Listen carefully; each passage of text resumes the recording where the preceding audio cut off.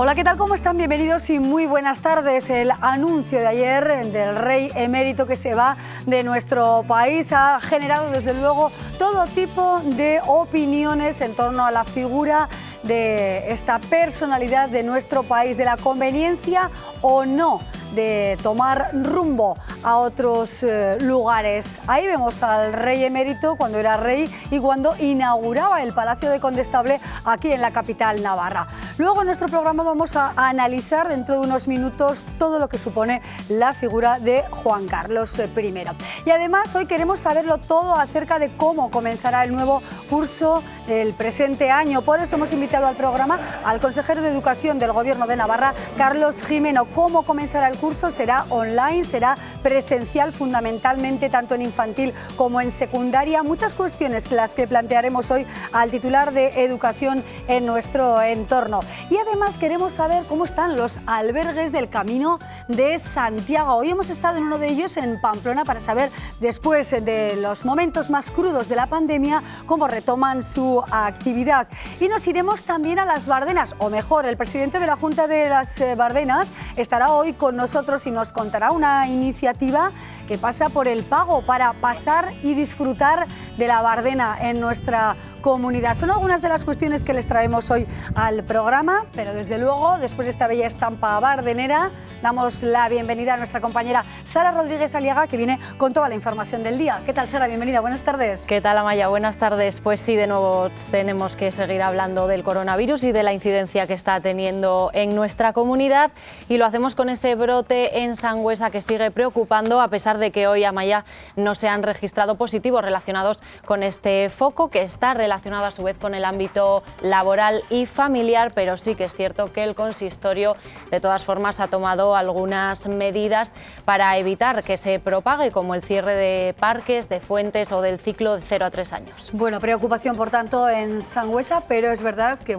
parece controlada la situación. ¿Y Navarra es segura? ¿Es una comunidad segura o no lo es tanto, como dicen algunos países como Alemania o Gran Bretaña? Hoy hemos escuchado al consejero Manu Ayerdi hablándonos de la seguridad de Navarra, ¿verdad? Sí, el Gobierno foral Amaya reivindica esa seguridad, ese turismo fiable y seguro del que podemos disfrutar en nuestra comunidad frente a decisiones como la que ya anunciaba Alemania la semana pasada de no recomendar los viajes no esenciales a sus compatriotas, y al que se ha sumado también Bélgica. Bélgica también ha dicho que Navarra de momento no es un destino seguro, pero bueno, como decimos, el Gobierno sigue reivindicando esa seguridad. Así es, bueno, pues reivindicación exactamente con esas palabras, ¿no? Navarra es segura para nosotros y para quienes vienen de otros lugares. Se mantienen protocolos de seguridad para favorecer desde luego la salud pública. Y más cuestiones que nos llevan en este caso, a un notable grupo de trabajadores de Navarra y de fuera de Navarra que se encadenan porque quieren seguir trabajando en Gamesa. Sí, los trabajadores de la planta de AOI, de Siemens Gamesa, siguen con sus reivindicaciones y hoy lo han hecho encadenándose entre sí. Han cortado la calle Cortes de Navarra en Pamplona por un periodo de tiempo en torno a los 10 minutos, hasta que ha llegado varias patrullas de policía foral y han disuelto la convocatoria y ya han reanudado el tráfico por esa vía. Siguen reivindicando lo que creen, es su necesidad, ¿no? Poder seguir en el mercado laboral y seguir en Gamesa. Luego estaremos en el programa precisamente con dos trabajadores, un trabajador y una trabajadora, y nos relatarán cómo están viviendo este mazazo tan importante que les ha brindado este verano de pandemia la empresa Gamesa. Y ahora nos vamos a un pueblo, ¿no? Porque parece ser que vivir en el pueblo está de moda, o al menos es el deseo de muchos ciudadanos regresar a los lugares más pequeños, más tranquilos y rurales. Y tenemos un caso muy concreto, ¿no, Sara? Sí, Amaya, este debate se abre justo ahora, cuando la despoblación es uno de los problemas que afecta a nuestra comunidad. Hoy hemos estado en Arroniz, ahí es una de las poblaciones más asolada por el envejecimiento poblacional y con falta de relevo de la juventud, y hemos conocido la historia de Ricardo, luego lo vemos. Claro que sí, ahí lo tenemos, tranquilo, en un pueblo pequeño de tierra Estella. Bueno, pues son estos quizás los titulares más destacados del día, pero Sangüesa nos importa y mucho después del anuncio de ese rebrote de las últimas horas. Vamos a conocer con detalle, ¿no?, cómo está la localidad. Sara, ¿qué nos puedes avanzar? Sí, Amaya, pues de momento lo que sabemos es que en los datos que notifica hoy el Gobierno de Navarra no hay positivos de ese brote asociados con ese foco de Sangüesa, que acumula 22 positivos por el momento, pero el Ayuntamiento de la localidad ha decidido tomar algunas medidas, como contábamos, el cierre de los espacios públicos. Hoy hemos estado allí y eso es lo que nos han contado los vecinos. Precaución entre los vecinos de Sangüesa. Salen a la calle, pero lo hacen mirando de reojo al brote que estalló el pasado 26 de julio. Al final dices, bueno, hago algo o no, con cuidado aquí o allí y ya está. No hay ningún miedo en absoluto. Respeto siempre hay que tenerle, ¿no? Parece que es una situación complicada. En este periodo estival en la calle se aprecia menos afluencia de gente que de normal. Y hay muy poca gente, porque ya estuvimos hace 2 años y había muchísima gente y hoy no. Te asomas a la calle y sí que es verdad que hay mucho bajón, ves muchísima menos gente que para ser agosto. Desde ayer se cierran los bares a las 12 de la noche y no se puede acceder a bajeras y sociedades gastronómicas. En un sitio o en otro te acabas juntando, pero también hay que tomar medidas. Puesto que sea prevenir, yo estoy de acuerdo. Hasta nuevo aviso, el Ayuntamiento de Sangüesa ha ordenado el cierre de espacios públicos y también de instalaciones municipales, como por ejemplo esta piscina de la localidad. Luce en pleno mes de agosto así, absolutamente vacía. Impresiona esta imagen. La temporada estaba en pleno apogeo y es un corte porque la gente pues quiere venir con los críos y eso, ¿no? Y además son días de mucho calor. El centro de ocio y la biblioteca también han puesto el cerrojo, una medida que estará vigente dependiendo de la evolución de la pandemia. Rebrotes como este que nos recuerdan que no debemos bajar la guardia porque esta enfermedad sigue siendo bastante desconocida. Ahora los expertos, los profesionales, se centran en intentar conocer qué secuelas deja a aquellos pacientes que ya han superado la enfermedad. Todavía es pronto para conocer cuáles son las conclusiones finales de estas investigaciones que están haciendo los profesionales sanitarios, pero todos coinciden en que la fatiga, la debilidad y el ahogo son algunas de esas secuelas. Son muchas las incógnitas que rodean al virus del COVID-19. En medio año se han ido conociendo cuestiones clave como si se transmite por el aire o cuál es la capacidad de transmisión de los asintomáticos. Las secuelas que deja sigue siendo hoy una pregunta sin respuesta. Estamos ante una enfermedad que conocemos poco todavía a día de hoy y que no hay evidencia científica suficiente que nos diga qué hacer. Hay dudas sobre si existe una relación entre la gravedad de la enfermedad y los efectos que se manifiestan una vez superada. Ha habido pacientes que estuvieron muy graves, que estuvieron hospitalizados en UCI y que ahora a los 3 meses apenas queda afectación, y otros también con la misma gravedad de la neumonía siguen teniendo bastante afectación a nivel pulmonar. Los profesionales estiman que alrededor de un 20% de los pacientes tendrá secuelas a nivel pulmonar y su recomendación es realizar actividad física. Caminar, hacer tareas del hogar, ir a hacer la compra. Antes no tenían ningún problema con este tipo de actividades y ahora tienen sensación de falta de aire con estas actividades. Hemos visto pacientes que todavía no han recuperado ni el olfato ni el gusto, o que persisten incluso dolores musculares o un cansancio extenuante. La salud mental también se ha visto afectada por un virus marcado por la incertidumbre y al que ha habido que hacer frente en soledad. El estrés, la ansiedad, ¿no? Ataques de ansiedad que les impedía al final el comer, por ejemplo, y ha habido una afectación a la nutrición. Nutricionistas, fisioterapeutas, psicólogos, médicos y enfermeros trabajan ahora coordinados. La unión de sus fuerzas, el tiempo y la experiencia de la primera oleada les permite asegurar que están mucho más preparados para lo que el futuro pueda deparar. Bueno, ahí tenemos las consecuencias de la COVID-19 y todo lo que está suponiendo esta pandemia para la que de momento no hay vacuna y además, tal y como nos dijo ayer la Organización Mundial de la Salud, quizá no esté cerca ese remedio, ¿no? Quizá ha sido un varapalo a nuestro pensamiento positivo en este sentido. Vamos a ver ahora cómo piensan en un pueblo pequeño, como puede ser Arroniz, en Tierra Estella, ¿verdad? Sara, ¿cómo deciden los vecinos quedarse allí en ese pequeño pueblo a desarrollar su vida? ¿Y cómo es el caso de Ricardo, un hombre de 55 años que decide cambiar de rumbo y que es más feliz precisamente en un entorno rural? Pues sí, Amaya, es una de las historias que nos hemos encontrado hoy en Arroniz, un pueblo, como decimos, realmente afectado por la despoblación, y es que Ricardo, cuando era joven, pues quiso irse de su pueblo, pero al final no pudo y eso al final se ha convertido pues en la mejor ventaja de su vida. Nos quedamos con esas ventajas que las vamos a escuchar ahora mismo. Sara Rodríguez Aliaga, muchísimas gracias. A partir de las 8:27 te vemos en el informativo. Ahí estaremos, Amaya. Gracias, Sara. Bueno, vamos a ver. explica Ricardo y sobre todo cómo vive en Arroniz. Ricardo tiene 55 años y es uno de los últimos habitantes que ha nacido aquí, en el pueblo de Arroniz. Vivía hasta los 11 en una casa, a los 11 hasta los 34 subí con mis padres a la ermita y cuando fallecieron mis padres pues me bajé ya a la casa que vivo ahora. Allá me casé y vivo allí con mi mujer y mi hija.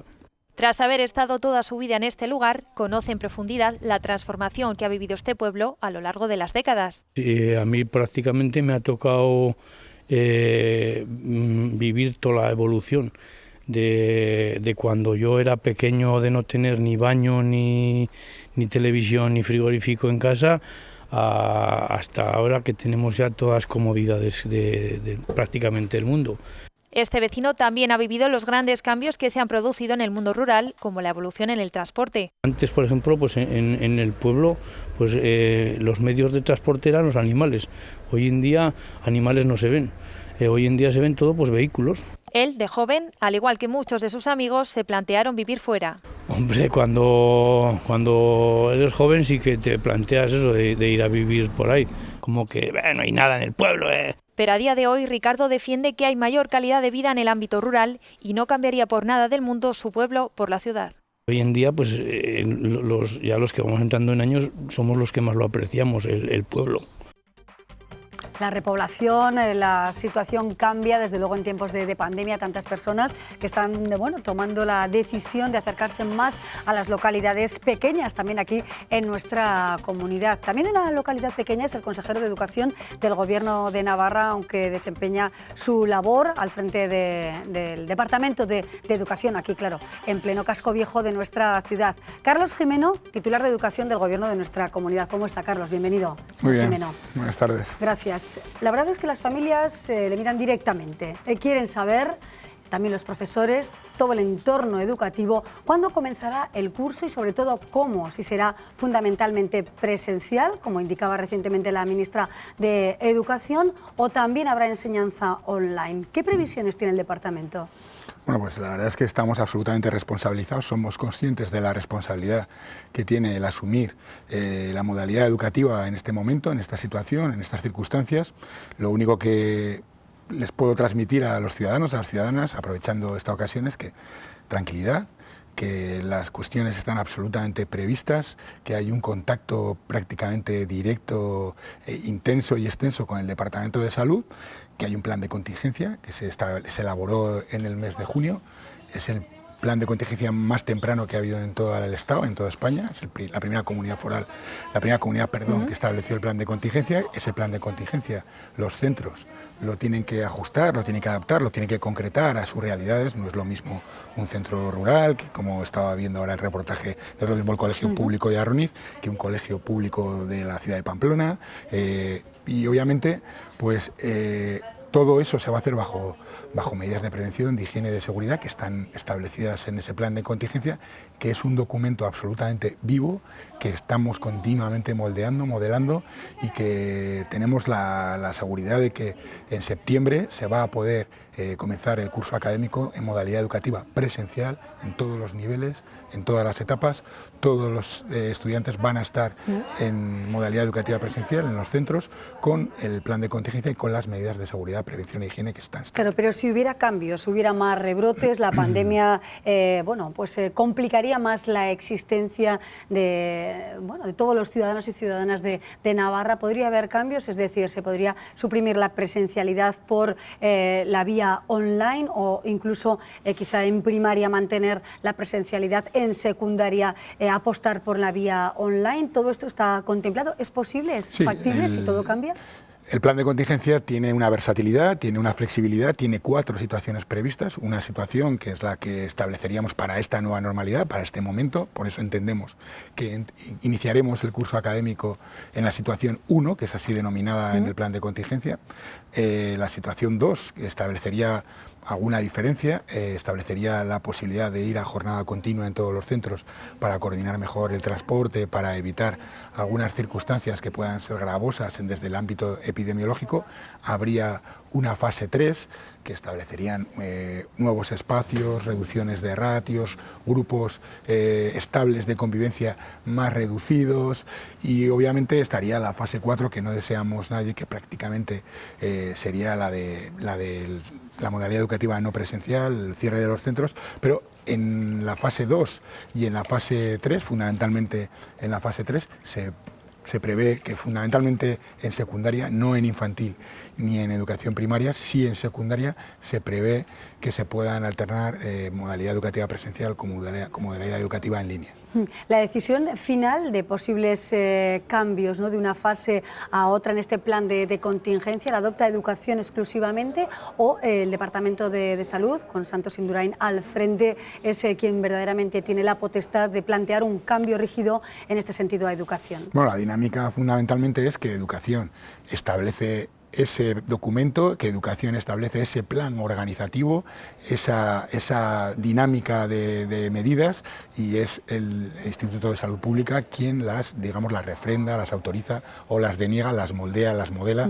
Es decir, hay un trabajo conjunto. Hoy ha habido una reunión, esta mañana ha habido una reunión intensa entre las direcciones generales de ambos departamentos y, por ejemplo, hoy se ha ratificado el protocolo para las escuelas 03, que van a comenzar ya, y un protocolo que anunciaremos mañana en rueda de prensa para toda la opinión pública. Quiero decir que el trabajo está siendo habitual, está siendo cotidiano, y los frutos se están recogiendo. Está todo bastante previsto, digamos que planificado. ¿Y ese ciclo 03 va a tener alguna característica diferente, quizá a esos 4 planteamientos o esos 4 supuestos que apunta para el resto del ámbito educativo? También se plantean supuestos, pero si me permite, como por respeto a la opinión pública y a todos los medios de comunicación, lo trasladaremos mañana en rueda de prensa y daremos los detalles del mismo para que se sepa, porque además es un plan que hay que enviarlo ya a los centros educativos que imparten el ciclo 03, por cuanto en cuanto el calendario se anticipa y comienzan antes que el segundo ciclo de educación infantil y que la educación primaria y la educación secundaria. PCR, ¿se va a hacer PCR a los profesores, a los alumnos? ¿Con qué se van a encontrar los profesores cuando en septiembre, qué día, por cierto? Bueno, la primera semana de septiembre, día 4 o 5. Sí, ¿con qué se van a encontrar los profesores? ¿Va a haber pruebas PCR? ¿Va a haber toma de temperatura? Todo ese tipo de cuestiones que quizá nos mantengan con más tranquilidad, tanto a las familias que llevan a los hijos e hijas como al profesorado. El tema de los test es un tema que todavía no se ha concretado entre Educación y Salud. Estamos un poco a la espera de las indicaciones que el Departamento de Salud, que el Instituto de Salud Pública nos traslade. Lo que sí está absolutamente planificado es que a mediados de agosto los centros recibirán todos los materiales previstos para las medidas de prevención e higiene, es decir, todas las medidas de desinfección y limpieza, todas las mamparas, todas las cortinas, todos los balizamientos, todas las mamparas para trabajo específico del profesorado de atención a la diversidad, del profesorado especialista en educación especial, todos los hidrogeles, todo el material más concreto, más específico si cabe, de las aulas de aislamiento o de las salas de aislamiento si se detecta algún caso COVID, temperatura, termómetros, mascarillas quirúrgicas, las mascarillas, es decir, y todas las medidas preventivas que el Servicio de Prevención de Riesgos Laborales establezca también, no solo para el personal docente, sino para el personal de administración y servicios y el no docente, como pueden ser los cuidadores, los fisioterapeutas y otros. Las entradas y salidas al colegio pueden ser momentos clave, ¿no? También el patio, ahí cómo se va a establecer la nueva normalidad en el ámbito de la educación. ¿Cómo se ha organizado para que no haya problemas, ¿no? Para evitar en la medida de lo posible cualquier contagio o cualquier caso complicado? Bien, las entradas y salidas van a ser escalonadas, a ser posible unidireccionales, para que no haya flujos y para que haya un refuerzo de las medidas de separación, las medidas de distanciamiento. Además, el plan de contingencia tiene unas líneas maestras que, independientemente de la fase en la que estemos, no van a cambiar. Es decir, se van a diseñar bloques sectoriales, es decir, se van a hacer bloques sectoriales que pueden consistir en una etapa, en un nivel, en un curso, incluso en un grupo aula, dependiendo del centro. Y luego hay lo que se llaman grupos estables de convivencia. Esos grupos estables de convivencia van a ser unos grupos que van a estar aislados unos de otros y que además, pues, por ejemplo, como hacía alusión en el patio, pues habrá turnos, habrá unas medidas reforzadas de distancia entre grupos estables de convivencia y asimismo habrá también medidas de distancia intergrupos entre el resto de alumnado. Brecha digital. A lo largo de este tiempo de pandemia se ha ayudado a las familias que no disponían de recursos suficientes para poder trabajar, estudiar online a través de ese Chromebook que se utiliza en las aulas y en casa.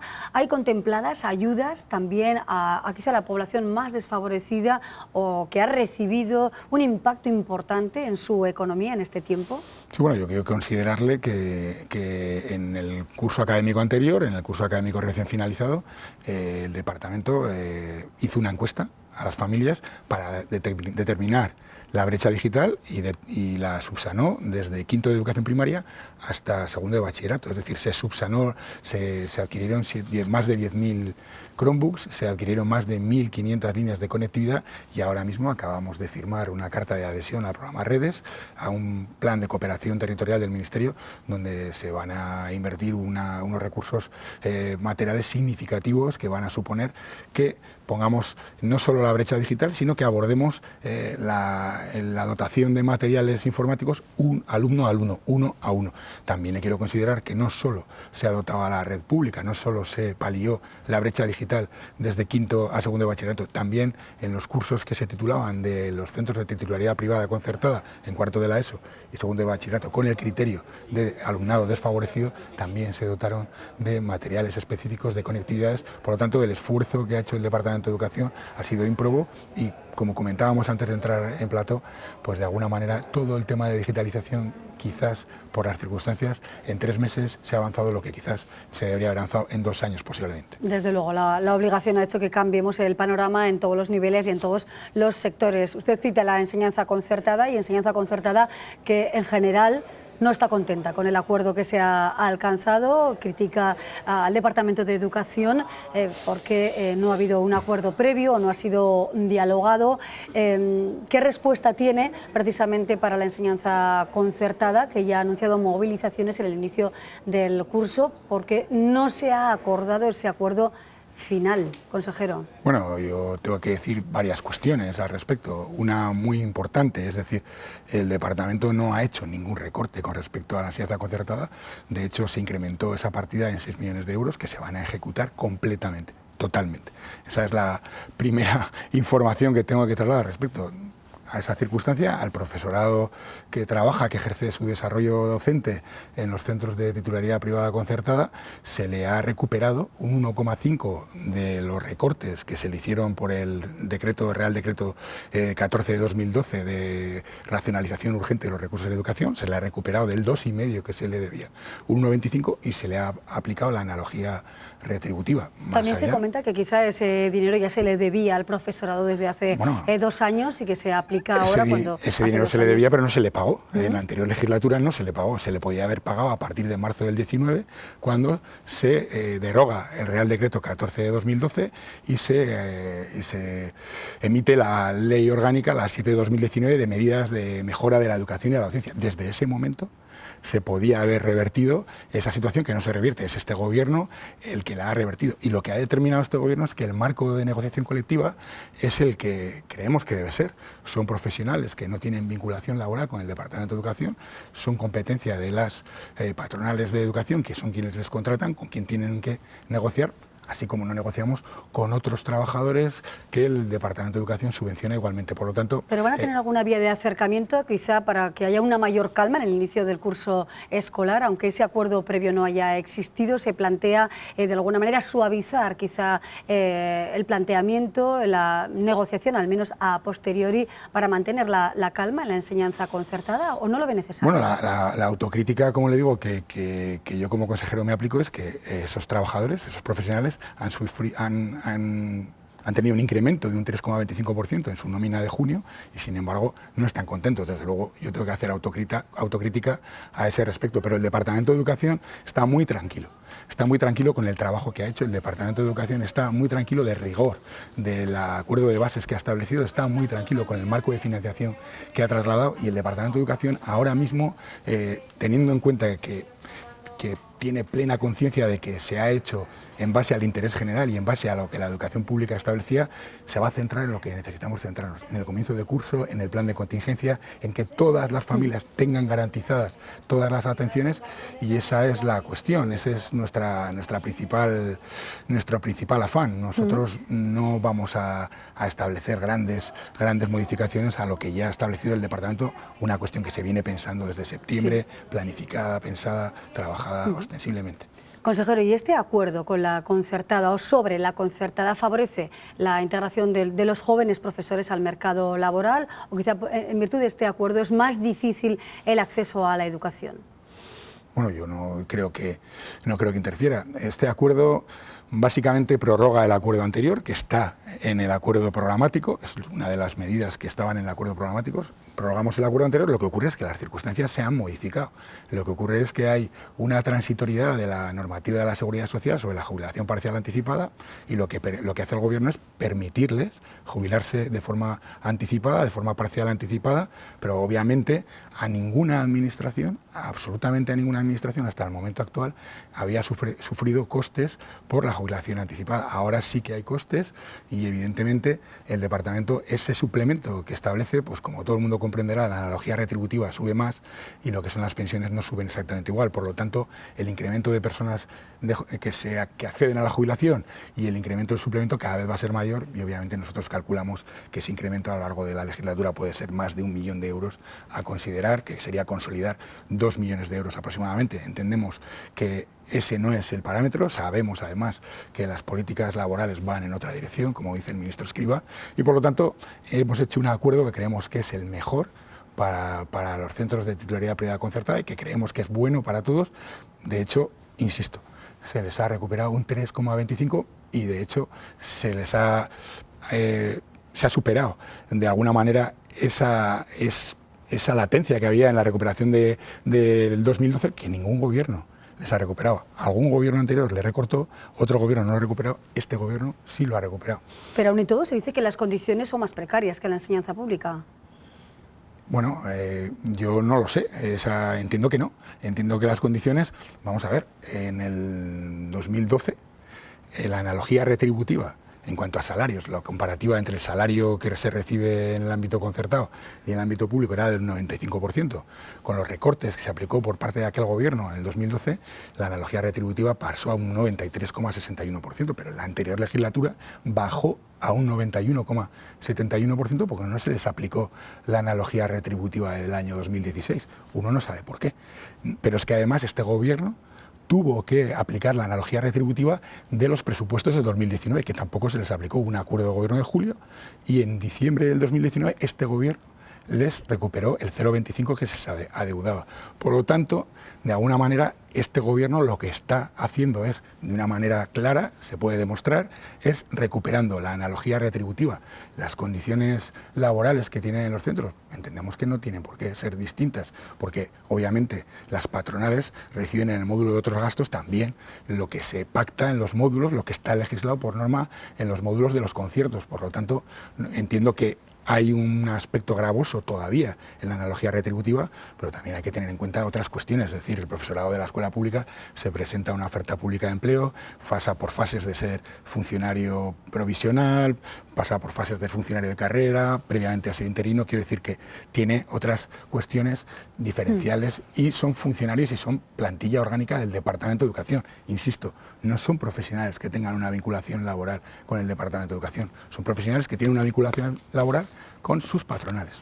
Finalmente, consejero, hubo diferencias en el seno del Gobierno, porque desde Geroa Bai no se vio con buenos ojos exactamente este acuerdo sobre la concertada. ¿Se han limado esas asperezas, si se pueden calificar de asperezas? Bueno, lo que se ha establecido es una maniobra porque se ha utilizado un decreto de ley foral para convertirlo en una proposición de ley foral entre Geroa Bai y Navarra Suma. De alguna manera es una maniobra forzada, digamos que los dos partidos que han protagonizado los mayores incumplimientos en el ámbito público y en el ámbito privado para tapar de alguna manera sus incumplimientos. Este gobierno trabajaba en el marco financiero de los presupuestos generales de la Comunidad Foral de Navarra y en ese marco financiero estaba conjugando los compromisos del acuerdo programático con las partidas presupuestarias que aprobó el Gobierno de Navarra y que aprobó el Parlamento de Navarra. Por lo tanto, para ese viaje no hacía falta estas alforjas, se podía haber hecho en febrero, un incremento a las partidas para asumir todo este tipo de cuestiones, y lo que está haciendo el Departamento de Educación es calendarizar esos compromisos en otro marco, pero con una vocación que es la de garantizar las medidas, consolidar las medidas de una manera consistente y llegar a final de legislatura a su cumplimiento, porque además es un acuerdo programático que está establecido y este consejero tiene la confianza de la presidenta para hacerlo. Bueno, nos quedamos, por tanto, con todo lo que concierne al ámbito educativo, a la espera del inicio del curso en la primera semana de septiembre, con todos los protocolos de seguridad y también con esta situación de la enseñanza concertada, que ve incrementado, desde su punto de vista, como nos indica consejero, su situación retributiva en unas condiciones no similares, pero que se acercan a la enseñanza pública. Nos quedamos con estos titulares del día. Sin duda alguna hay muchas cuestiones que se irán revelando a lo largo del inicio de ese curso, que ojalá sea presencial y con todas las medidas de seguridad, porque eso indicará que la situación en Navarra no empeora. Consejero Gimeno, muchísimas gracias por venir al programa, un placer verle y buen verano. Gracias, de verdad. Gracias. Carlos Gimeno, consejero de Educación, con quien abrimos hoy nuestra primera parte del programa. Abrimos así con todo el deseo de los padres y de profesores de la normalidad en las aulas. Seguimos.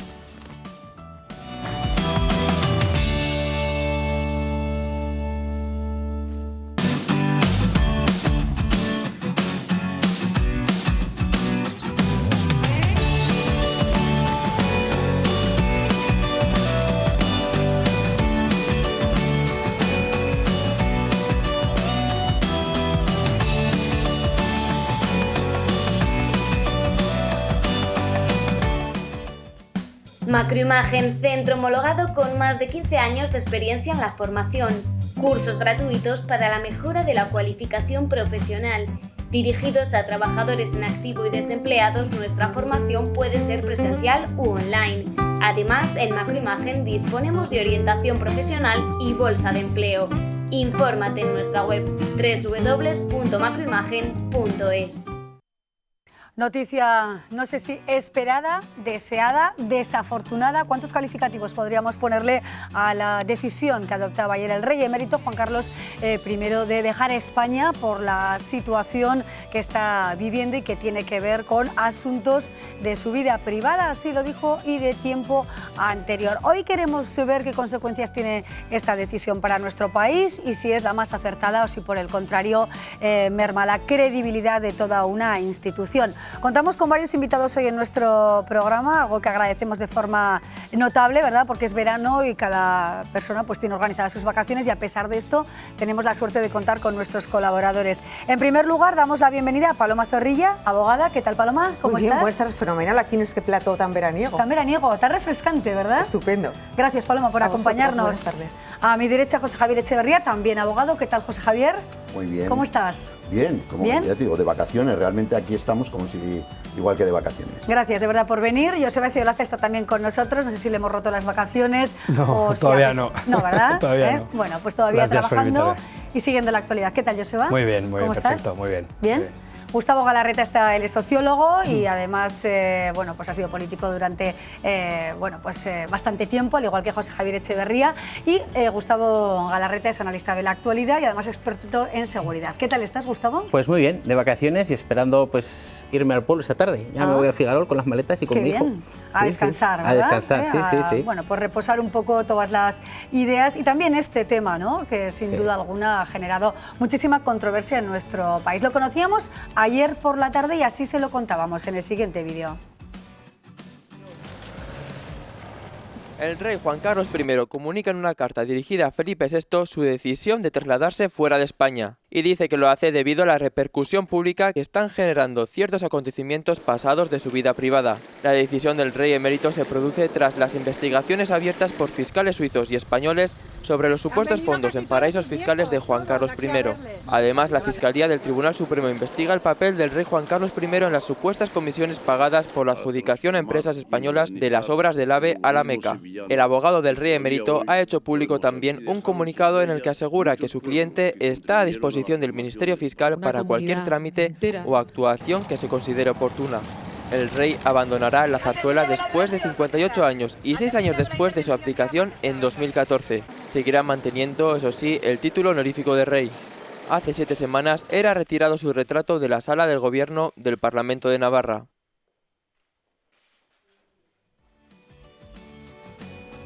Hoy todos opinamos en unos lugares y en otros, en el ámbito profesional y en el personal, acerca de esta decisión del rey. El equipo de reportajes de La Muga ha estado precisamente en las calles de Pamplona para conocer la opinión de algunos convecinos. Vean. Bueno, yo pienso más que es una huida. Pero bueno, todavía no sé mucho cómo está el tema, pero para mí es una huida y sacar el tema ese un poco de donde está situado, que es en España, y que la gente se olvide de alguna manera. Bueno, yo es que nunca he sido monárquico, o sea que me da igual de la monarquía y todo eso. Para mí ha sido un rey, pero estupendo. Lo he conocido porque tengo 84 años y lógicamente tengo motivos para ello. Luego lo que ha podido ocurrir después, ahí no puedo meterme porque no entiendo. Pero en fin, la justicia es la justicia y a ver cómo arreglan las cosas lo mejor posible. No sé si se va sin decir nada, es que algo oculta. Digo yo, no sé. No lo sé, quizá... Hombre, algún golpe es, aunque bueno, parece que Felipe VI sí que está más estable, ¿no? Pero también creo que ha sido una persona bastante importante, digo, sin él no tendríamos la democracia, ¿no? Pero es verdad que ahora mismo pues supongo que la gente no lo ve bien. Bueno, pues ahí tenemos la opinión de algunas personas con las que hoy nos hemos topado. Joseba Ezeolaza, ¿cómo te acercas a esta noticia? ¿Hay algo de ética, algo de ejemplaridad? ¿Alguna cuestión positiva en esta, bueno, no sé, para algunos huida hacia adelante? ¿Cómo lo valoras? Y público y notorio, soy muy republicano, no desde ahora, sino desde hace muchísimo tiempo. Creo que la institución monárquica no tiene ningún sentido en una democracia avanzada como la nuestra, y en este caso tenemos varios problemas, ¿no? El problema de la monarquía y el problema de cómo se comportan los reyes cuando tienen poder y cuando pueden hacer chanchullos, y en este caso el rey Juan Carlos ha hecho chanchullos y además le hemos pillado, ¿no? Por eso se tiene que ir, por eso tiene que huir, ¿no? El problema, a mi juicio, no solo es si el rey es un corrupto o no, que eso ya lo determinan los jueces, y parece que es obvio que ha cobrado más de la cuenta, sino que la democracia española no tiene resortes para controlar a la monarquía, y eso me parece que es un problema ético fundamental. ¿Por qué el Congreso de los Diputados no puede investigar al rey? ¿Por qué no podemos saber cuál es el patrimonio del rey? ¿Por qué no podemos saber de dónde viene el patrimonio del rey? Todos los cargos públicos en el Congreso tienen que hacer una declaración de bienes, como es natural. ¿Por qué en el caso de la monarquía hay tanta oscuridad? ¿Por qué no se puede investigar de dónde viene toda esa riqueza, ¿no? Y ese creo que es un problema fundamental de la democracia española. Gustavo, ¿cómo ves la decisión del rey? ¿Era esperada o no? ¿Ha podido ser asesorado por bueno, pues, sus asesores quizá más cercanos, que también le han podido plantear otras cuestiones con anterioridad? ¿Cómo ves su decisión final? Bueno, desde mi ámbito, que es el ámbito de, pues, un poco del análisis más que de que es el ámbito político, pues el de la seguridad y cómo repercute, ¿no? Sí, yo he visto desde el ámbito político que ha sido una decisión que ha sido por un poco empujado, ¿no? Pues la decisión de su padre empujado por la situación actual, pero la situación actual está todavía que la situación legal de Juan Carlos es que ni está imputado, ni está investigado, ni mucho menos hay una sentencia firme de que tiene algún hecho. Desde la Fiscalía de Suiza sí se reclama algún tipo de información, pero posteriormente ya veremos a ver en qué queda este proceso, ¿no? Todo se basa en unas declaraciones de un comisario, que es el comisario Villarejo, y posteriormente pues la señora Corina, que están siendo investigados en la Audiencia Nacional, y es la Audiencia Nacional que luego pues la Fiscalía sí que abre diligencias, solo abre diligencias, no es el Tribunal Supremo el que empieza a hacer nada, sino es la propia Fiscalía. Y entonces ahí el tema, pues yo creo que ha sido una decisión más política que ejecutiva. Paloma. Bueno, a ver, yo creo que en una democracia evidentemente podemos tener dos sistemas, o monarquía o república. Los dos son absolutamente igual de democráticos. Y hay democracias que son monarquías y hay monarquías que son dictaduras, y al revés, hay repúblicas que son democráticas y otras que no. Quiero decir que el término, la monarquía por sí no quiere decir que no sea democrática, ni muchísimo menos. Creo que uno de los lugares más democráticos del mundo es el Reino Unido, y es la monarquía quizá de las más antiguas del Reino Unido. Yo creo que todo esto obedece, porque es verdad que jurídicamente no hay nada, no hay ninguna imputación, ni por la Fiscalía en Suiza, ni por ningún juez de Suiza, ni en España. Nuestro rey emérito no está imputado en ningún momento, es decir, jurídicamente no hay nada. Lo que sí existe, bueno, indicios, sabemos además las fuentes son bastante sospechosas, que son Villarejo y Corina la despechada, son bastante sospechosas, y por otra parte, lo que existe es una campaña política, una campaña de acoso y derribo a la monarquía. Y entonces yo creo que el rey lo que ha hecho, bueno, pues es, me marcho, quiero estar tranquilo, tengo ya una edad más que suficiente. Ha hecho muchas cosas buenas por España, ha tenido en su reinado luces y sombras, como todos. Ves que ningún presidente de gobierno tampoco pasaría por esa criba a la que se está sometiendo. Y entonces dice, me marcho para no comprometer la continuidad de la institución. ¿Por qué? Porque la institución está siendo, yo creo que, objeto de una campaña de absoluta crítica por parte, sobre todo, de los socios del gobierno, sobre todo de Podemos. Entonces, bueno, el rey dice, me quito del medio porque, primero, no tengo necesidad personal de soportar todo esto, y segundo, porque creo que aquí lo que está en juego es la institución.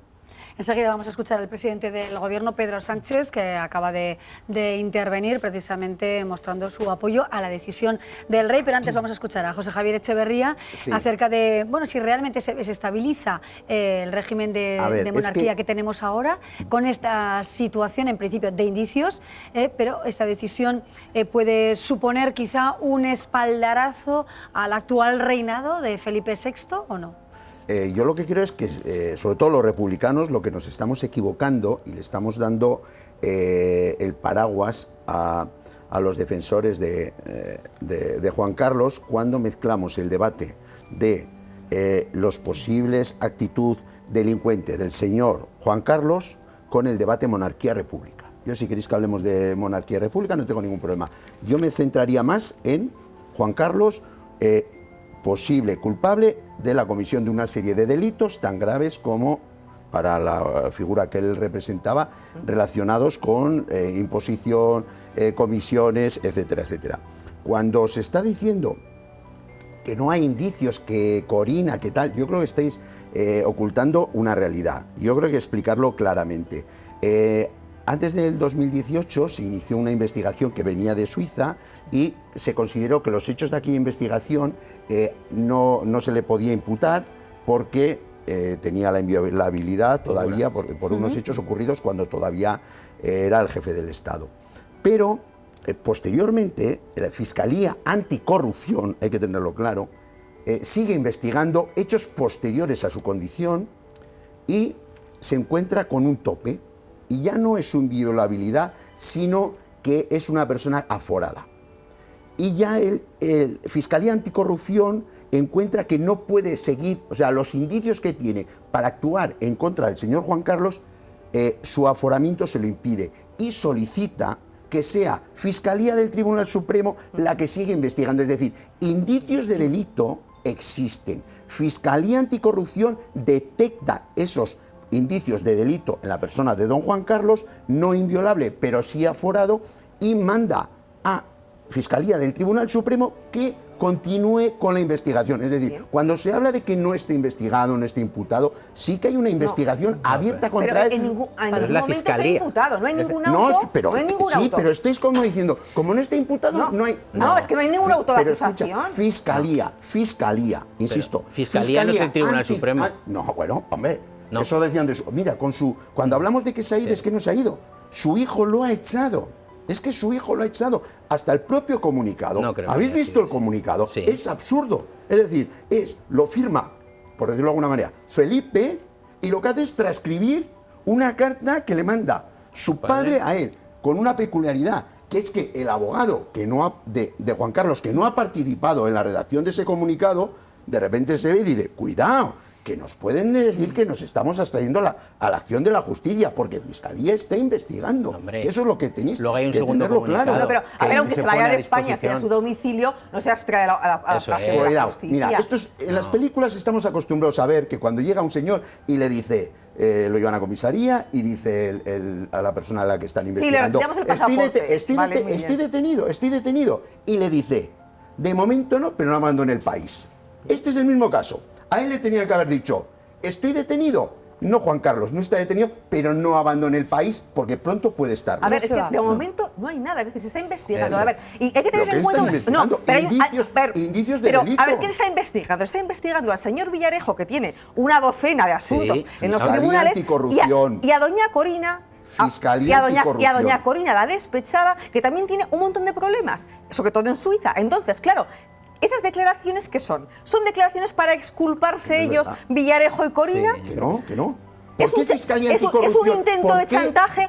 Fiscalía sabemos que tampoco es un órgano muy independiente, ¿eh? Fiscalía está a la orden de su amo, que es Fiscal General del Estado. Y la Fiscal General del Estado tampoco es una señora muy independiente. Está nombrada por el gobierno. Si el Partido Socialista está defendiéndole. Bueno. Lo está defendiendo. Con la boca chica, ¿eh? Con la boca chica y por detrás. Y manda al fiscal. Y manda al fiscal. Insisto, Fiscalía Anticorrupción. Ve indicios de delito y como ve que está fuera, lo manda a Fiscalía del Supremo. Pues no sé qué más queréis. Que Fiscalía no es un órgano independiente, que todos lo sabemos, que es un órgano que depende del gobierno. Que le hemos visto en el asunto de Cataluña, le hemos visto en millones de asuntos. Indicios. Vamos a escuchar al presidente del gobierno, Pedro Sánchez, que ha intervenido este mediodía, y vamos a ver cuáles son las declaraciones que ha llevado a cabo precisamente en relación con esa marcha del rey anunciada ayer por la tarde. Compañeros, si podemos escucharlo ahora mismo y si no, continuamos con la tertulia. Su absoluto respeto a las decisiones que ha tomado la Casa Real. Y manifestamos ese absoluto respeto por cuanto hay detrás de la decisión que ha tomado la Casa Real, que es la de distanciarse de supuestas conductas cuestionables y reprobables por parte de un miembro de la Casa Real. Lo que se juzga no son instituciones, se juzga a personas. Y en este caso, don Juan Carlos ha dicho claramente que está a disposición de la justicia, si es que fuera necesario, como cualquier otro español. España necesita de estabilidad y de instituciones robustas. Y las instituciones robustas tienen que abonarse con ejemplaridad, con transparencia y con regeneración. Y en este sentido, creo que la línea marcada por la Casa Real y que hemos conocido durante estas últimas horas es, a mi juicio, la adecuada. Joseba, es la opinión, la valoración que ha hecho el presidente del Gobierno. Habla de ejemplaridad, es una de las palabras que extraemos de su intervención. Claro que es relevante cuestionar la monarquía, porque no es una cuestión coyuntural, porque una cosa genera la otra. La opacidad genera este tipo de chanchullos en los que está metido la Casa Real en su conjunto. Urdangarín también se enriqueció a través de este tipo de cosas. Sí, está en prisión. Y yo creo que, efectivamente, claro que hay que cuestionar la monarquía. Yo te hago una pregunta, Paloma. ¿Por qué es rey la familia Borbón y no la mía? ¿De dónde surge esa autoridad? Hombre, a ver, explícamelo. ¿De dónde surge esa autoridad? De la legitimidad de cualquier monarquía. No. La monarquía es hereditaria, querido. Haber nacido en una familia real. Bien, pues entonces, tú y yo hemos nacido en familia real, no tenemos acceso. ¿Admites que una institución como la Jefatura del Estado, la autoridad nace en una supuesta autoridad medieval y hoy en día tenemos que admitir como algo normal que la Jefatura del Estado lo herede a alguien sin haberla votado? Porque a Felipe no le ha votado absolutamente. Es evidente. Una monarquía no se elige, es la que es. A ver, y lo admitimos eso con normalidad en democracia. Y luego, y una última cuestión, Paloma, discúlpame.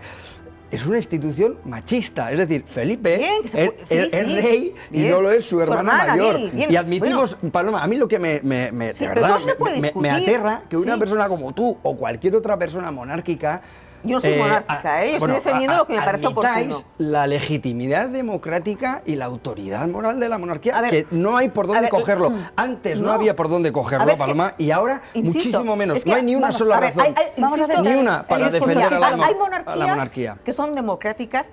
Hay repúblicas. ¿Pero de dónde nace la autoridad de la monarquía? Bien. De una concepción absurda del poder en la época medieval. Bueno, no es democrática cuando no se elegía. Pero insisto, no estoy en contra de la monarquía, aunque no sean corruptos. Vamos a centrar un poquito el discurso. No la hemos votado. ¿Y a Felipe la habéis votado? No la hemos votado. La trampa de la Constitución vale para Juan Carlos, no para Felipe VI. Paloma, que no, esa trampa no vale. Os podía haber valido antes, pero ahora no. Hemos votado una Constitución en la que hemos elegido...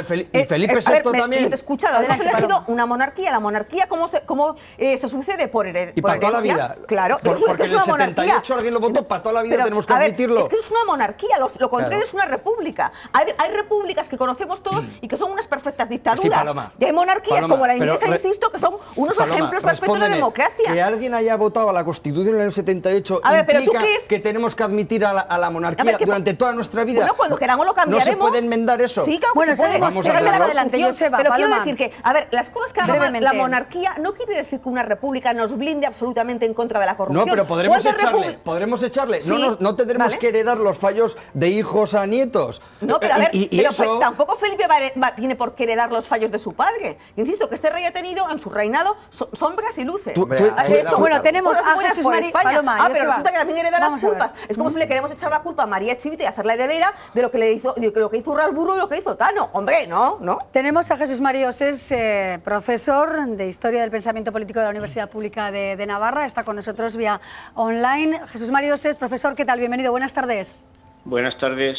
Bueno, aquí tenemos un debate, desde luego, interesante, ¿no?, acerca de monarquía, república, pero sobre todo, ¿no?, acerca de la figura del rey emérito, que ayer nos anunciaba que se marcha. ¿Cómo valoras esa decisión? ¿Hay algo de ética, de ejemplaridad?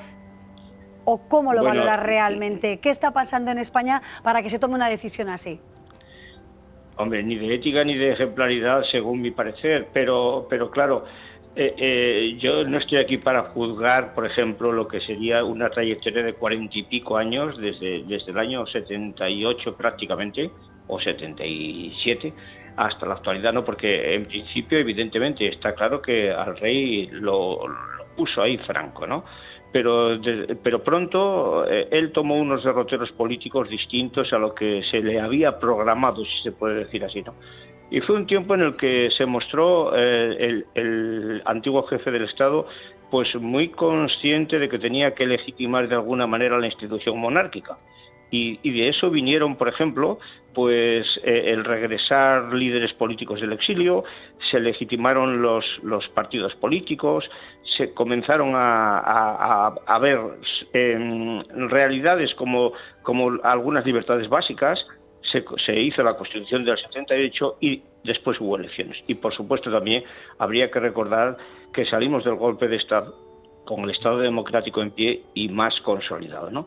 Entonces, hasta ese momento, o incluso algunos momentos después, parece ser que la conclusión era que el rey se había ganado el puesto y también el prestigio por esos méritos y compromisos con el nuevo régimen político, a pesar de que evidentemente el comienzo había sido impuesto prácticamente, ¿no? Claro, podríamos decir que hay etapas muy diferentes, ¿no, Jesús María? Claro, realmente claro. El inicio después de la dictadura a la actualidad en la que nos encontramos, bueno, pues con noticias de al menos dudosa ejemplaridad en algún caso, ¿no? Aunque no haya nada absolutamente confirmado.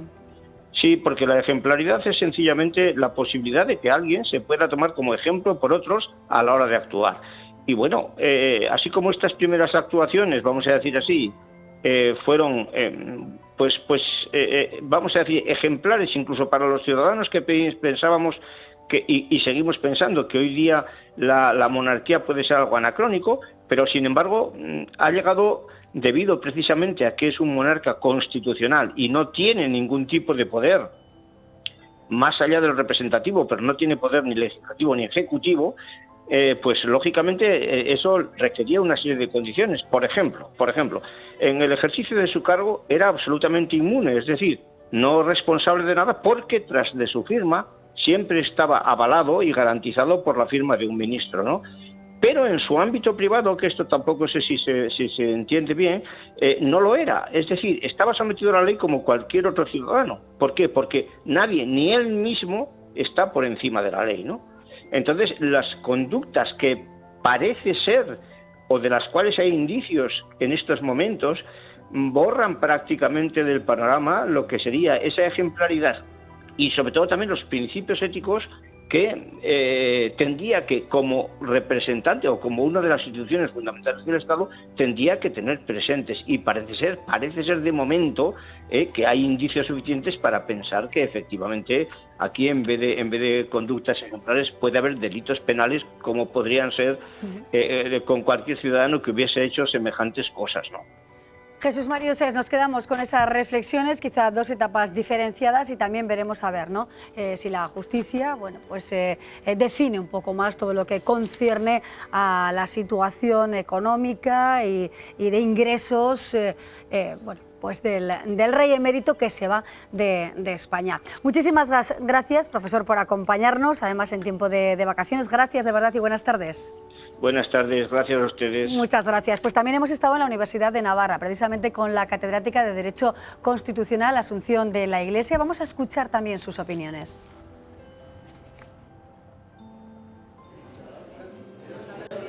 La historia de la corona española, pues se van estudiando los diferentes momentos históricos. Hay páginas extraordinarias y hay páginas que son catastróficas o de momentos de fragilidad personal o de desaciertos o de todo tipo, ¿no?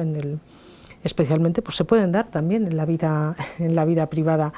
¿Qué peso va a tener esto en la corona? Pues se pueden mirar qué ha pasado en otras del entorno, son momentos que se han podido superar y que si se han gestionado con inteligencia y con ejemplaridad y con humildad, pues a veces han salido fortalecidas las instituciones. Yo no pienso que la corona deje de ser un elemento positivo en esa capacidad de desarrollar pues todo lo que es la marca España, ese agente de permanencia en las relaciones internacionales, y especialmente con Latinoamérica, con los países latinoamericanos, pero también dentro de la Unión Europea, ¿no? Ha sido un activo fuerte. El participar de esta decisión o la propia respuesta que se veía en el comunicado de la Casa del Rey, pues me parece que es una respuesta compleja, pero que se lee siempre en una idea que, si uno va repasando los escritos de la corona, la voluntad es siempre el servicio al país por encima de los intereses personales. Yo entiendo que en el plano personal esta decisión es muy dura. En el plano institucional pues viene a recordar un poco otros momentos de la historia de España, de la crisis entre el rey Juan Carlos y su padre don Juan. ¿Cuál es el momento? Pues supongo que personalmente muy duro, institucionalmente muy delicado, pero puede ser un gesto de ejemplaridad, que es un elemento que se está pidiendo, ¿no? Veremos cómo evoluciona esto. Bueno, el plano personal y el público, diferenciado por la profesora Asunción de la Iglesia, nos deja una sensación rara a los españoles y españolas, la decisión del rey, Gustavo. A mí sí, realmente me duele ver la figura de Juan Carlos I en estos momentos, que voluntariamente, más que nada, igual empujado por algunas acciones, que tenga que irse de España momentáneamente, que luego volverá cuando quiera, cuando pueda. Luego está siempre, él ha dicho que queda en manos de la justicia, pues ahora mismo, esté donde esté, puede ponerse en manos de la justicia a través de videoconferencia, como ha sido ahora con el COVID, o si es requerido por cualquier juzgado de España o por la Fiscalía en Suiza, pues él se presta a acudir. Pero me duele por los años de servicio que ha prestado, y bueno, y si desde ese punto se han visto obligado a hacer este movimiento, pues por algo será. Mira, me hace, y los dos que han entrado por televisión inciden en la misma cosa, ¿no? Que es falso, o por lo menos equivocado en el mejor de los casos. Se habla de, no, esta es una etapa mala de Juan Carlos, pero ha tenido una etapa buena. No, lo que ha ocurrido es que ha sido igual de mala durante todo su mandato, con la diferencia que antes se tapaba. Antes no se podía hablar. No. Mira, podemos poner el ejemplo de las relaciones extramatrimoniales. Las ha tenido antes y las ha tenido después. Es un problema con su mujer, no, los españoles. Lo pongo como ejemplo para que se entienda. Es decir, antes las tenía y se tapaba, se le pagaba al amante para que no hablara, ahora la Corina ha hablado y todos los medios de comunicación le han dado foco. El recurso fácil. Pero es que ahora se está hablando de las comisiones, yo no sé qué tendrá de verdad o no tendrá de verdad, pero antes no se podía hacer públicos, pero siempre ha estado por debajo de los medios de comunicación las comisiones que podía cobrar por todo el gas, por todo el gas, ¿Cuánto trabajo los españoles en la de la Meca? Y las comisiones han pagado los árabes, no las hemos pagado los españoles. Pero las comisiones son delito, o sea, si son... pero las han pagado, pero no es el erario español, no las hemos pagado los españoles. Esa doble vida de Juan Carlos, la buena y la mala, insisto, las comisiones que ahora han salido, también se habló en su momento, pero no lo decían los medios de comunicación, de que todo el gas que venía de Argelia pasaba comisión previa por Juan Carlos. Eso se hablaba, pero no se hablaba, y nunca pero se ha aprobado no nada, se decía. nunca. Pero es que luego tenemos el caso paradigmático, el papel del rey en el golpe de Estado de Tejero.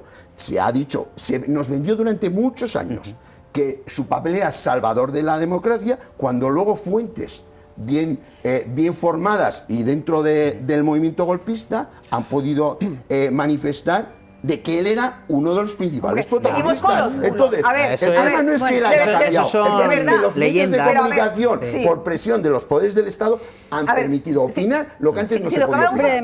Si toda la campaña se va a centrar en bulos y leyendas, de verdad tiene poco sentido. A ver, yo tengo una cosa clara. ¿Bulos? Bulos. Hombre, es que no se puede probar la nada. Relación de Armada con el rey. Yo puedo decir que te acabo de ver matando a un perro y no te he visto nunca. Es un bulo, claro. Militares de alta graduación han manifestado la vinculación del rey en el golpe de Estado. Nombres, apellidos y pruebas. Acuérdate, ni está ni se le espera. Que somos juristas. Una cuestión, y te brevemente.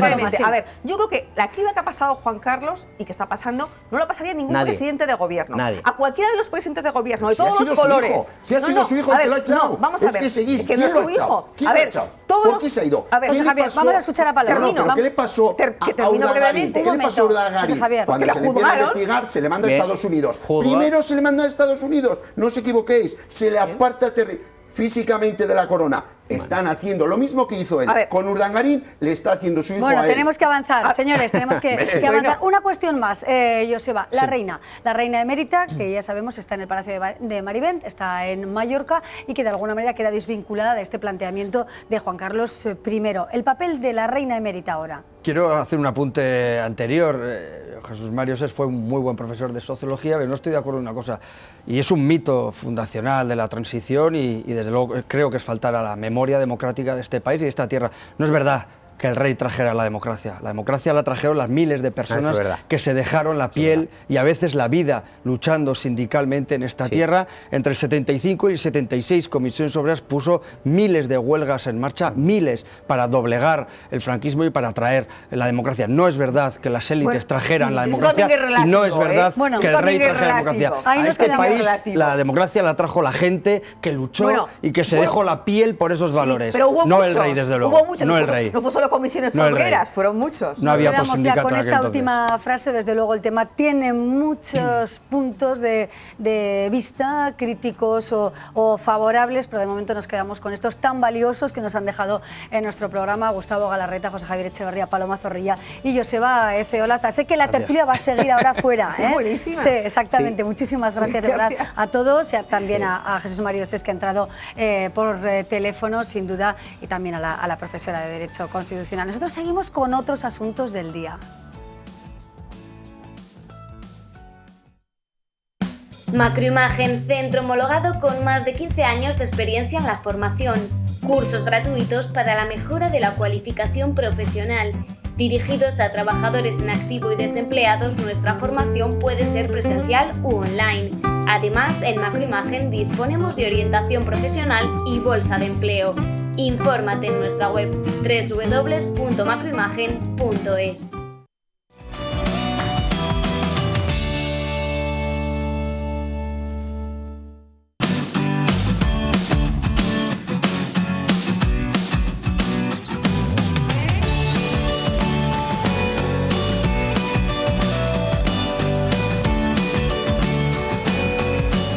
Seguimos en La Muga, arduo debate el que hemos tenido en torno a la monarquía y la república, pero sobre todo la figura del rey emérito, que podría estar, según las informaciones que se ofrecen hoy, en la República Dominicana. Bueno, al margen de este asunto que genera muchísimos comentarios, nosotros seguimos adelante con nuestra vida en este marco de la pandemia que nos ha tocado vivir. Y hoy nos hemos preguntado cómo están los albergues del Camino de Santiago después de los tiempos de confinamiento, después de esta vida en pausa, cómo vuelven de alguna manera a la relativa normalidad. Se lo contamos en el siguiente reportaje.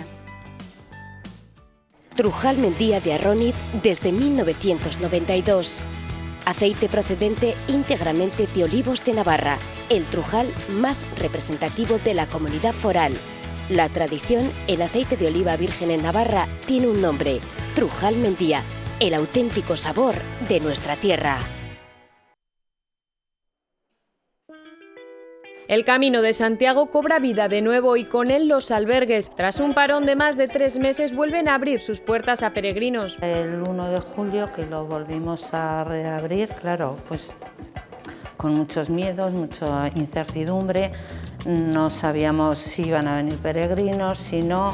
La gestión del albergue ha dado un cambio 100% diferente a lo que era antes. El protocolo ha cambiado por completo. Hombre, pues ahora llega un peregrino, lo primero que tiene que hacer es limpiarse los pies en la alfombra, si viene en bicicleta, limpia la bicicleta y después la traslada ahí.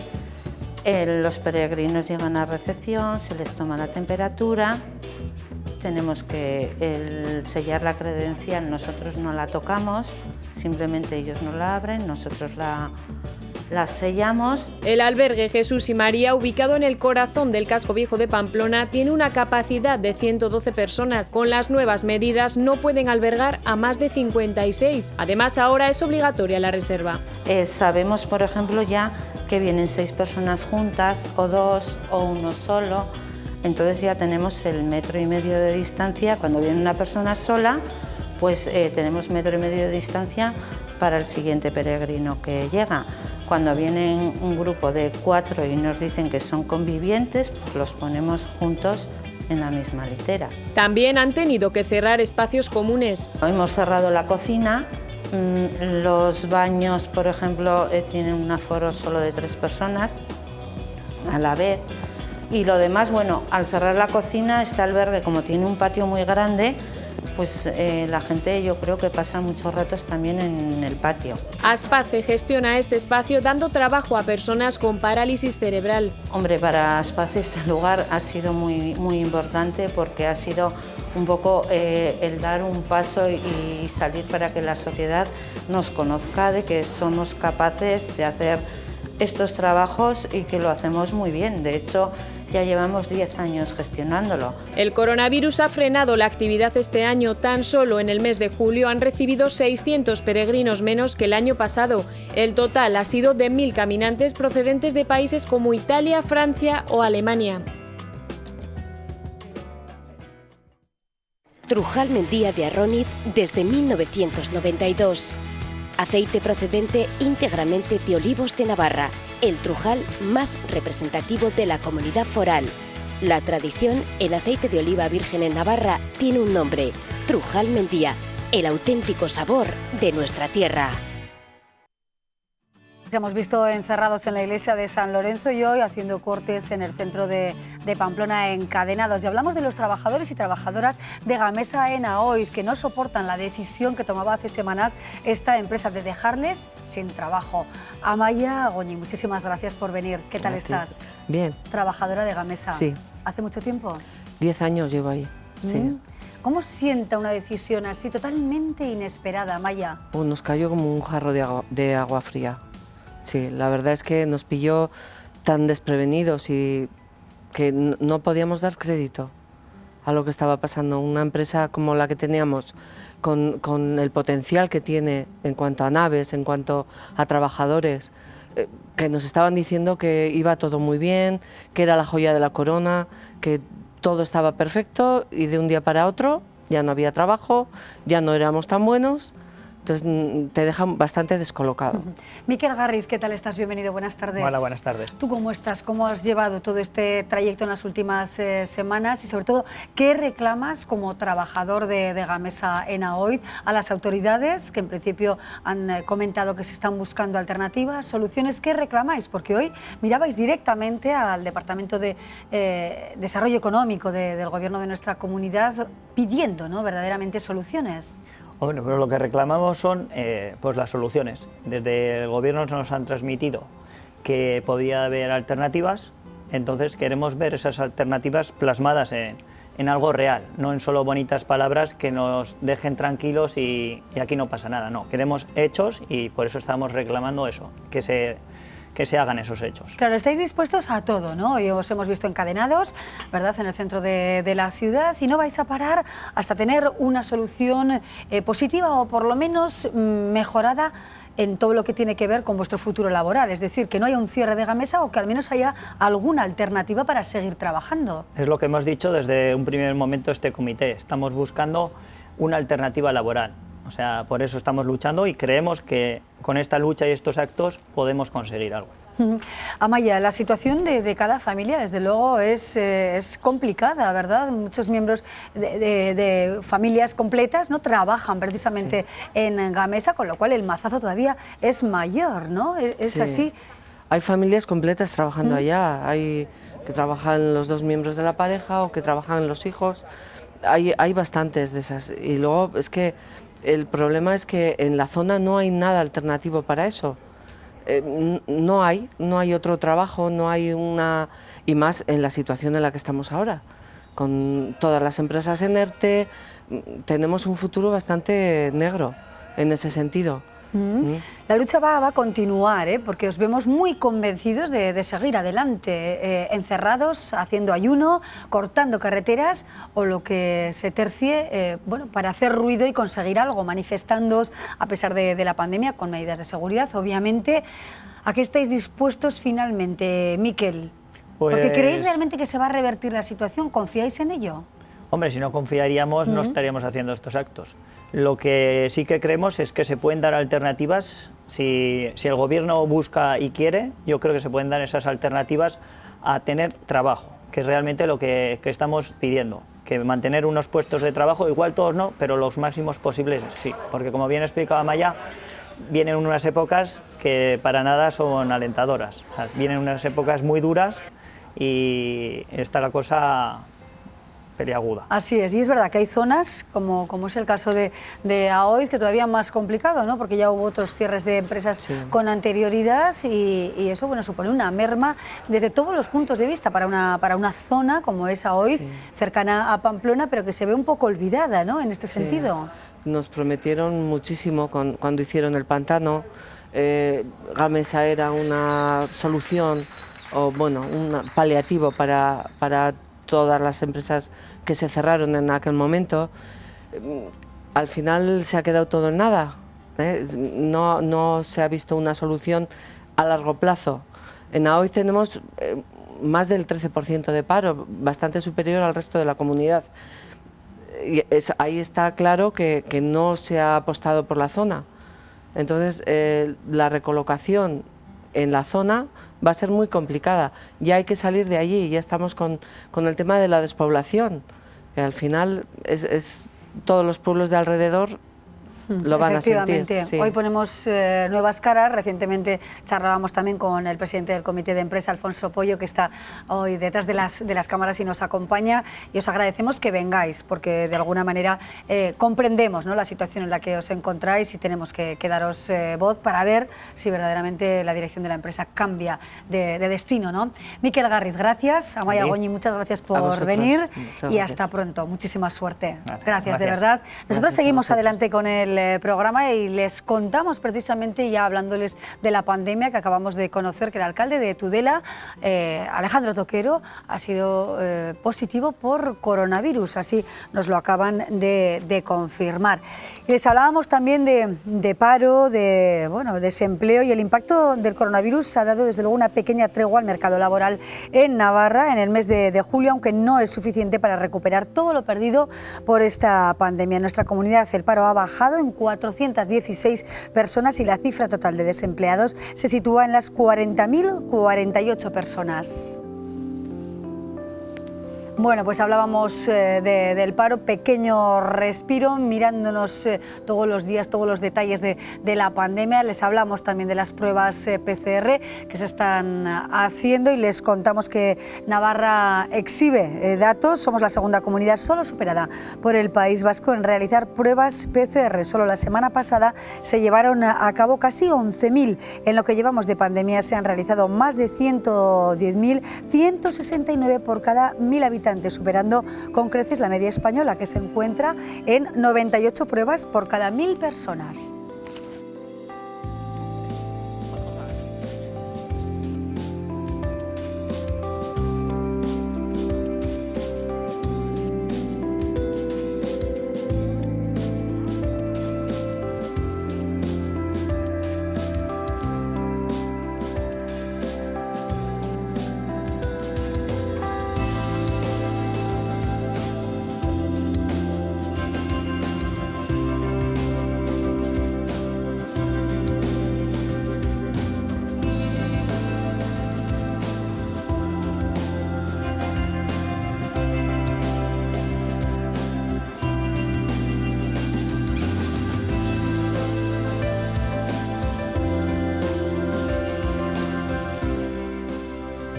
Bueno, así nos despedimos, ya ven ustedes, con muchas miradas a la actualidad del día, con algunos trabajadores que ven peligrar su futuro, también con todo lo que concierne a nuestro país y esa salida del Rey Emérito que nos ha acompañado a lo largo de esta tertulia. Y mañana les hablaremos de otras cuestiones, hablaremos por ejemplo de Bardenas. El presidente de la Junta de Bardenas estará con nosotros y nos contará algunos cambios que se van a introducir para acceder a este paraje maravilloso que nos hace pensar en el disfrute y en el ocio también en el sur de Navarra. Gracias por su confianza, por estar ahí, y nosotros estamos deseando de volver mañana a la misma hora para contarles más historias de Navarra y de fuera de Navarra. Hasta pronto.